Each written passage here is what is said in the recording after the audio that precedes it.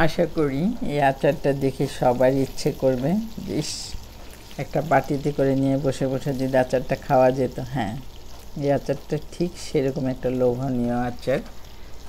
এটার সাথে ভাত, পোলাও, খিচুড়ি কোনো কিছু ছাড়া এমনিতে খেতেই কিন্তু অনেক বেশি মজা। ওয়েলকাম টু ব্যাক ইলা কুকিং স্টুডিও। আজকে আমি আপনাদের সাথে খুবই মজার, দুনিয়ার সবচেয়ে সহজ কাঁচা আমের খোসাসহ ঝাল আচার। এটা ফ্রিজ ছাড়াও বছর ভরে বাইরে রেখে আচারটা খাওয়া যাবে। আর এই আচারটা ডাল ভাত, মাংসের সাথে, পোলাও, খিচুড়ির সাথে খেতেও কিন্তু অনেক বেশি মজা। আর বানানো কতটা সহজ দেখলেই বুঝতে পারবেন। যে কেউ এই আচারটা বানাতে পারবে। খোসাসহ আমি আমগুলো চাকচাক করে কেটে নিব। আর আটিটা যদি আর একটু নরম হতো, কাটা যেত, তাহলে আমি আটি সহই নিতাম। কিন্তু আমরা যে আমগুলো এখানে পাই, এটা আটি অনেক বেশি শক্ত। এটা কাটতে গেলে দেখা যাবে যে আমার হাতেই কেটে গেছে। তো এত কষ্ট, এত রিস্ক নিয়ে আটি নেওয়ার কোনো দরকার নেই। আমি এইভাবে সবগুলো আম কেটে নিব। আর আমগুলো কাটার আগে ভালো করে ধুয়ে নিতে হবে, কারণ আমরা সবাই জানি গাছে যে কোনো ধরনের পোকামাকড় থাকতে পারে, এমনকি এই আমের উপর দিয়ে কোনো বিষাক্ত পোকামাকড়ও যেতে পারে। তো এই জন্য আম কাটার আগে ভালো করে আমগুলো আমি ধুয়ে নিয়েছি। স্বাদ মতো লবণ দিয়ে দিলাম। আর এই পর্যায়ে লবণটা একটু কমই দিতে হবে, কারণ শুকালে তখন আমগুলো কমে যাবে, তখন লবণটা বেশি হয়ে যাবে। শুকনা মরিচ দিয়ে দিলাম, ঝাল করব আচারটা আমি। আর একটু কালার আসার জন্য হলুদ আর 5 ফোড়ন ভেজে আমি গুঁড়ো করে রেখেছি, সেটা দিয়ে দিলাম। এখন ভালো করে আমি মশলার সাথে আমগুলো মেখে নিচ্ছি। আর যেখানে আম মেখেছি এখানে আমি কিছু রসুনের কোয়াও মেখে নিলাম। দেখতেই পাচ্ছেন কতটা লোভনীয় হয়েছে আম মাখানো। আর এটা যখন শুকিয়ে আমের সাথে মশলাগুলো লেগে যাবে, খেতে কিন্তু ভীষণ ভালো লাগে।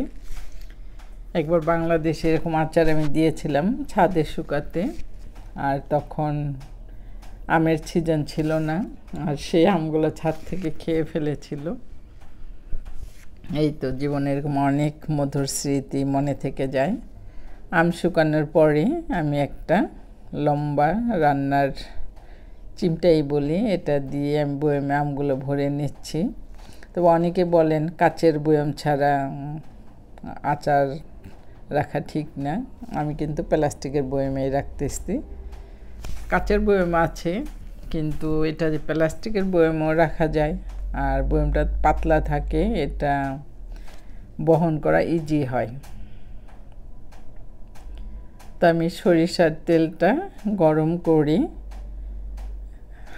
আঙ্গুল দেওয়া যায় এতটুকু ঠান্ডা রেখে আচারের ভিতরে তেলগুলো দিয়ে দিচ্ছি, যেন মোটামুটি তেলের নিচে থাকে আচারগুলো।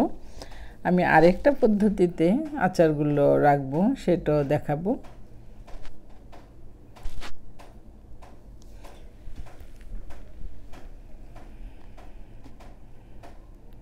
উপর দিয়ে আমি কিছুটা সরিষার তেল দিয়ে দিলাম।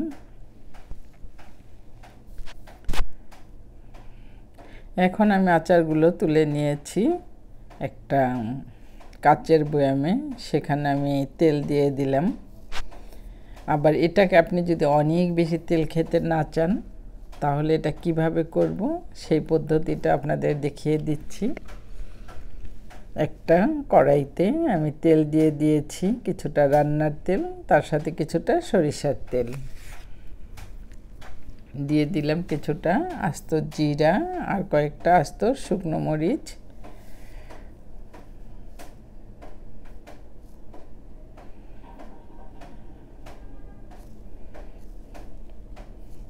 দিয়ে দিলাম একটু মেথি।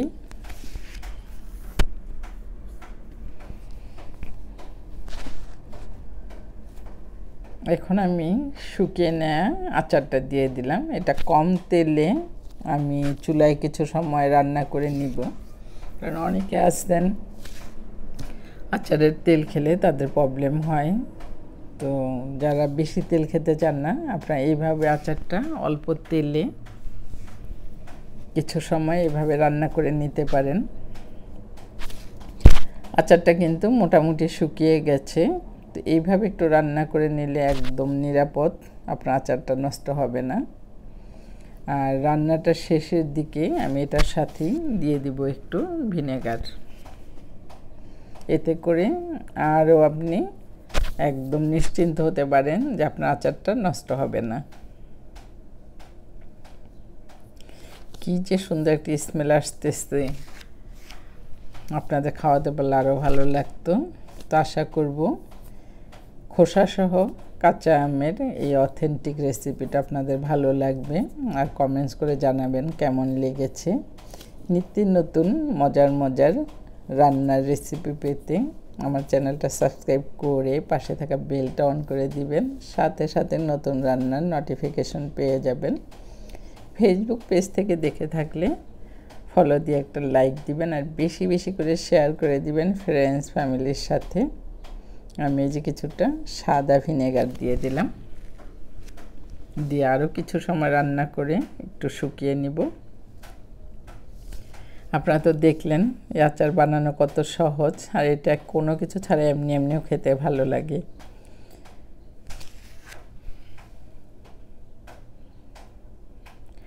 আর আমি সব সময় আচার করার জন্য উপযুক্ত আম না পেলে আমি আচার করি না। এর মধ্যে বাজারে গেছিলাম, এরকম একটা একদম মনে হয় যে গাছ থেকে ছিঁড়া ফ্রেশ টসটসে কাঁচা আম, তাই নিয়ে এসে কিছু আচার করে ফেললাম। তো দেখা হবে এমন আবার নতুন কোনো রান্না নিয়ে। এ পর্যন্ত যে যেখানে আছেন অনেক অনেক অনেক বেশি ভালো থাকবেন, আর আমার রান্নার সাথেই থাকবেন। দেখা হবে নেক্সট ভিডিওতে।